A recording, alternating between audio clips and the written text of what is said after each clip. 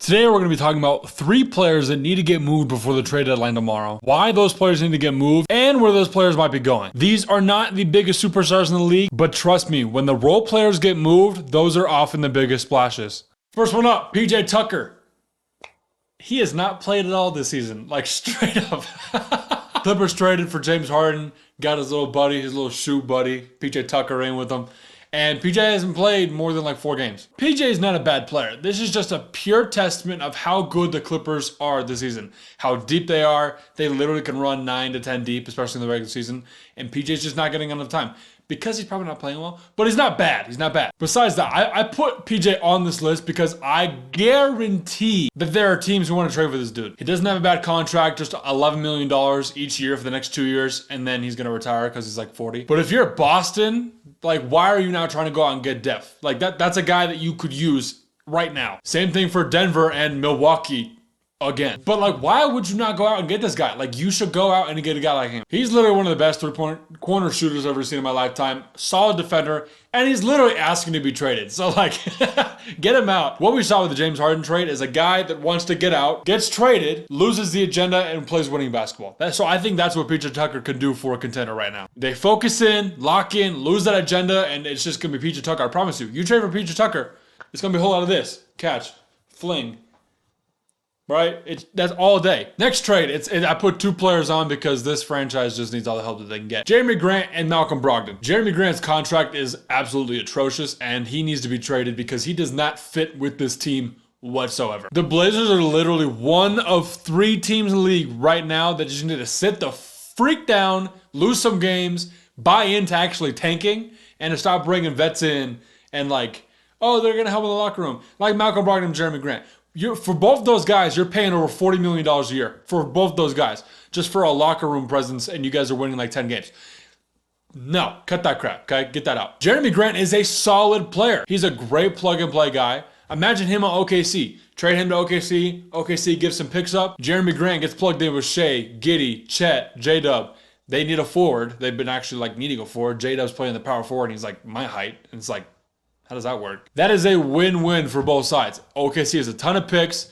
The Blazers need to get rid of this dude because there's no reason you need to have him. He's not a cornerstone piece. You got Scoot Henderson, you got Simons, Ayton, Rob, Will, you got Shaedon Sharpe. Like, you got a lot of homies on your team that just need development and growth. And stop playing.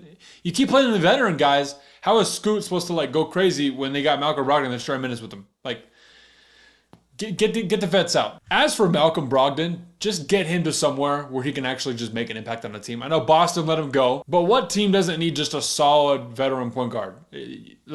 I still laugh about the freaking locker room thing because it's like you got DeAndre Ayton and Rob Will, who both have gone to the finals, and then Chauncey Billups, who won the finals, okay? What, you need more locker room inspiration than that? What are you going to get from Jerami Grant and Malcolm Brogdon? Like, I don't understand what the thought process is there. Not to mention that those 2 guys are costing you $40 million a year. I don't get it, bro. Next one up is Tyus Jones. This dude needs to get moved. He's such a good point guard. The last 2 have been like, okay, you guys suck. Tyus Jones needs to get moved because we need to get him out of Washington, bro. Get him out of DC. Save my man, bro. His assist to turnover ratio is insane this year. 6.5 assists to 0.9 turnovers because that's what he averages. 6.5 assists and 0.9 turnovers a game. His contract's not bad. $15 million a year for this season and next season. Young enough to where he can help a younger team, like coincidentally the Grizzlies, or an older team that needs just a solid point guard that come in, not turn the ball over, and be cool under pressure. I'm going to keep it a buck. I think trading him to the Nets would be a phenomenal idea for both sides, okay? Brooklyn does not have a legit point guard. Cam Thomas is cool. Ben Simmons is sitting all the time. And Dennis Smith Jr., he's okay, but he's not a point guard, okay? Bring Tyus in, bro. Tyus, Mikal, Cam Johnson, Clax, all the homies, okay? Like, I don't feel like the Nets run their offense at all. It's just kind of like Cam Thomas. Oh, another Cam Thomas 40 bomb. Like, okay, that's cool, I guess. The Nets have a ton of young talent that they can muster up to try and make that trade. I think they need to do that because sitting at 11th place is that's not great. You've got better talent than the Blazers do, but you're basically sitting at the same spot as the Blazers are right now. Both teams need to do this, okay? I feel like they think that they're better off since KD and Kyrie have left, but that's just not true. I think that they were better with KD and Kyrie being toxic together than this situation. This is just floating in the middle of the ocean, doing nothing, okay? Trade deadline ends tomorrow. I'm recording this on Wednesday, posting it on Wednesday. I did not want to record this on a Monday and have like a bomb go off on Wednesday. So I'm getting as close as I can to posting this before Thursday. So hopefully these happen. I think so. Let me know what y'all think. If this is a first video you're seeing of mine, last week we did post a video every single day of the prospects for 2024. Go check that out. Link is going to be right here. Go check this out. Watch the other 4. It was a fun time. Draft class is kind of trash though, but